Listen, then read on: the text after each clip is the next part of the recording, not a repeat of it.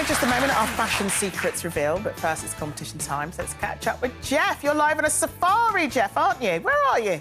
No, that's definitely not you. Hi, Charlie. Yeah, welcome to, that's not me, Knowsley Safari Park in Merseyside.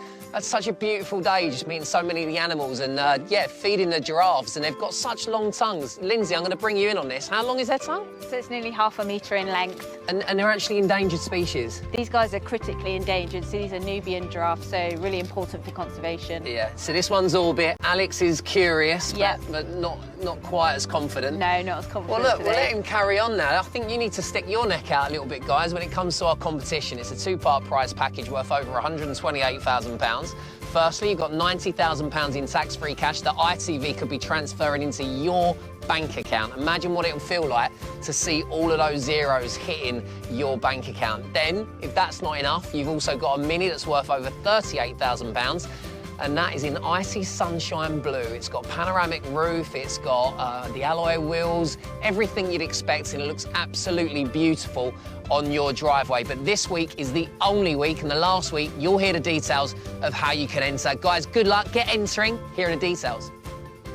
For another chance to win, text WIN to 86060. Text costs £2 plus one standard network rate message. Go to the website, entries cost £2. Call 09068 786060. Calls cost £2 plus your network access charge. Or post your name and phone number to WIN15, PO Box 7558, Derby, DE1 0NQ. Entrance must be 18 or over. Lines close on Friday the 25th of April at 3 p.m. We'll be calling the winner live during Good Morning Britain, Lorraine This Morning or Loose Women after all entry routes have closed. Good luck. Right then, Queen Camilla's done it, as has Hollywood royalty Kate Blanchett, and even Jamie Oliver's son, Buddy. We're talking re-wearing and restyling clothes. It can have a huge impact on the environment. It reduces the amount of clothes that go to landfill and how much you spend, of course. So we are flying the flag. Janet, tell us about your suit today. My suit today I had made in 2005. Yeah, there I am wearing it. On the left, I'm wearing it to the premiere of the Spice Girls musical. I think that was a bit later, about 2012 or something. And on the right, I'm wearing it at some event in 2005, God knows. Oh, it's an art fair thing. But I had the suit made because I already had a black suit that I'd worn to meet the Queen in at a lunch for women in 2004.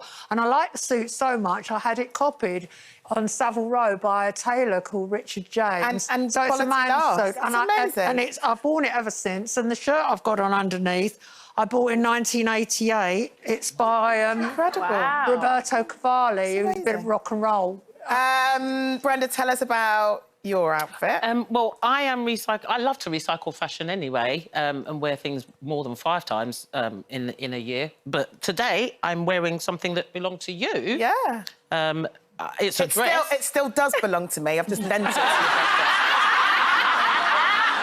No, you talk about it in past tense. It belonged to you. I think it looks quite nice. You know, I don't really do dresses, but it's a nice long dress, and yeah, I quite like it, Charlie. Yeah. How about you, Cal? Well, I'm always going in the wardrobe here and looking at all your clothes, by the way. Well, this is something I've actually bought this season. So I kind of like to buy less, wear more. So I feel like this could go into autumn, winter. You can dress it up with boots. So I just tried to buy things that kind of go through the seasons. I lived in California for years and all I wore was T-shirt and jeans. And since moving back to the UK, it's the seasons that I struggle with. You just need so much for every season, don't you? And layers and layers and layers. Well, it's really weird for me wearing this today because this is the top I wore for my first ever episode of Loose Women. There I am. So it feels really weird seeing myself on screen in the same top. I've not worn it since that first episode. But actually, the first time I wore it, so that was back in 2020. But the first time I wore it was 2 years before then, in 2018, because I wore it for the coverage of Harry and Meghan's wedding. And so that's what I originally bought it for. There I am. There you go. Outside Windsor Castle. Oh, you can see it only had one baby at that point. But the top still fits. Yeah, that's the main thing.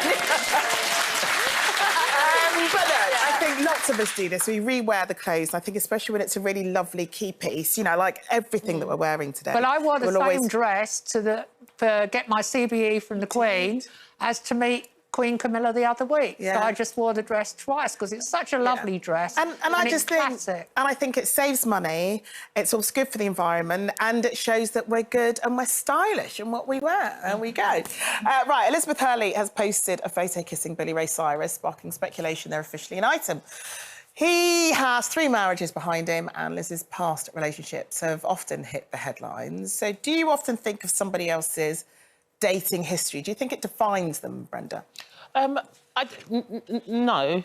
Well, it depends. If they're a serial cheater, then that's something that's defined them, so they're always going to cheat again. So I probably would avoid that red flag, red flag. But, you know, I think for me personally, I try to look at the best in everybody. And so that's why I admit that I'm an open person with somebody that I want to date, and I tell them about my history and I tell them about my previous relationships, especially because I've got children. And if that person's got children, then I think it's nice to, you know, just give an interest into them. But I won't judge that person, you know, like I said, unless it's like you're a cheater. I'm not going to just judge you because you might have had maybe 3 people in. But then I'm not necessarily sure that just because you've cheated before means that you're going to do it again, necessarily. I think if someone's never cheated before, it doesn't mean they're never, you know, it doesn't mean it doesn't exist within them. I think you have to read someone individually. I mean, does your husband know all about your past relationship? Yeah, I think when you first get together with somebody new, I think you do kind of talk about those things. And then I realised when I was chatting to Jeremy about previous relationships that they were more kind of situationships or locationships. They weren't actually what's a locationship? A locationship is, for example, if you're on a job somewhere for a few months and you're there and it's just a few of you and you're just like, well, you'll do for a few months.